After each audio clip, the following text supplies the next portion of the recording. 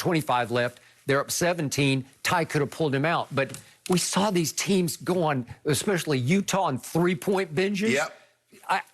I'm with Ty Lue. You got to just finish them off. You hit 3 threes and not skip. It's an 8-point ball game. And you're saying, wow, what did we just do? Yeah. And then can Kawhi get back? Can he get his rhythm back? So I don't blame him for Ty Lue having it in the ball game. Correct. But the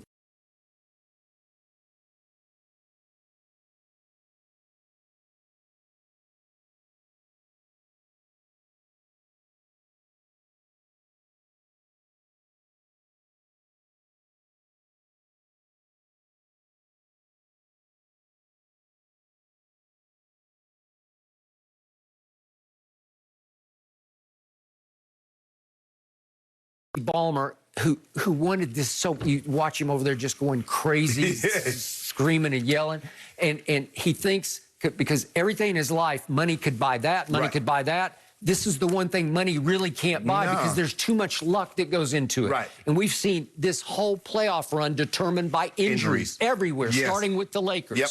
And it looked like the Suns were in trouble. And then they weren't in trouble. Right. Then it looked like Milwaukee was in trouble because they'd lost Giannis. And now he seems 100%. Right. And now Milwaukee seems like the healthiest team left in the playoffs, right? We saw the Nets go through it. Okay, everybody went through it. So Ballmer's learning there's some things money can't control because money can't buy injury protection. Nope. You just can't. So now Ballmer sits back and he says, okay, well, I'd love to run this back. Well, the problem is Reggie Jackson became a huge part of it, and it's going to be very difficult for them to keep him. He ain't playing for 1.7 again next year, Skip. They have only his early bird rights. I don't want to get too complex and technical here, but they can maybe get up to $10 million to offer him.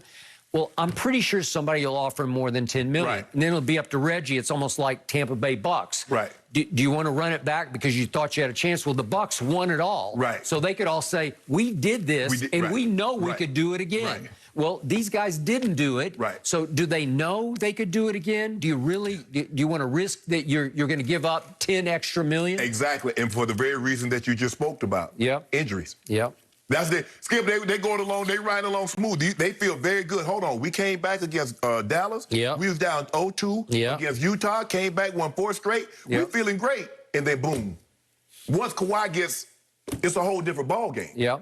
So they have to love what they did without Kawhi because they made quite a run without him. They went 4-4 without Kawhi after he was gone in those 8 games.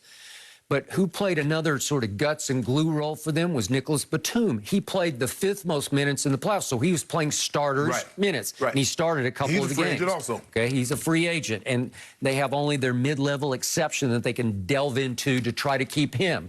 Well, Charlotte's still on the hook for $9 million. For $9 million, so maybe you got a chance there. Right. But then the key piece to this is going to be Reggie Jackson, and I don't know if they can keep him, and then I'm really uncertain they can keep Kawhi. So if a team's going to bid for Kawhi, what do they have to extrapolate out? Well, they'd say, maybe we could have him by midseason. I was told the tear is not that bad, that it's imminently fixable, and they did it yesterday, and that they were happy with it. But here's the thing with Kawhi. Yeah. Most athletes says, I'm gonna work my butt off, and I'm gonna get back as soon as possible. Yeah. Kawhi says, I'm gonna get back when I can. When it's right. Yeah, when my body tells me it's okay. You think about he tried to, ooh. No, he ain't. It's not going to be Adrian Peterson. No. Adrian Peterson tears his ACL in December. He comes back.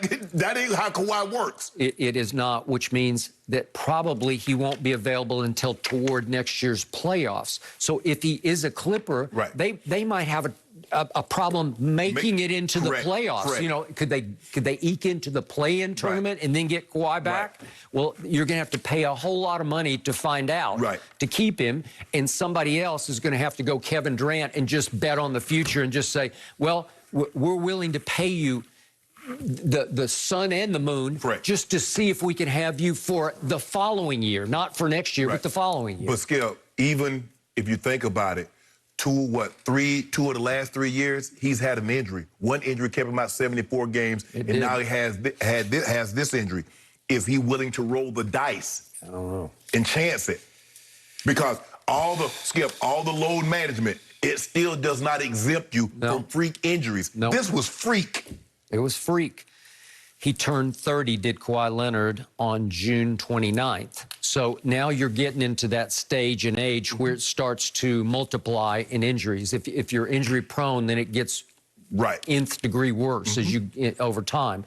LeBron has never been injury prone, and all of a sudden he had one 2 years ago, and then he went a whole year without one, and now he had one this time. And the odds are next year, if he plays all the way through, the odds are going way up that he's going to have some, I'm going to knock on wood for him because I hate to even bring this up, but the odds are increasing that he'll have another injury because he is, last time I checked, he is human. Well, yeah, he's about to be 37 in December. Yeah, okay, so with Kawhi, he's like an older 30 to me because he has kind of an old man's type body that, listen, again, he was my favorite player when he was a Spur, but we don't have enough show for me to run through the litany of injuries he suffered as a Spur for those years because it was every part of his body got hurt.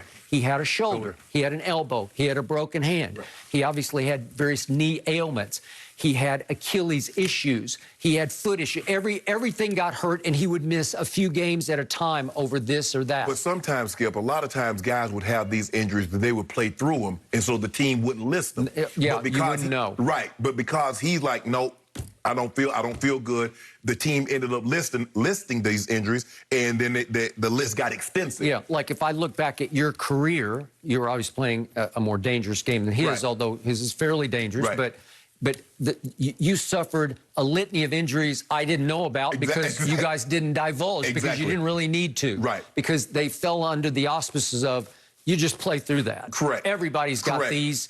You just suck it up and go. Yeah, if you're in the NFL season, Skip, and after the first game, if you're healthy, you ain't playing. Okay.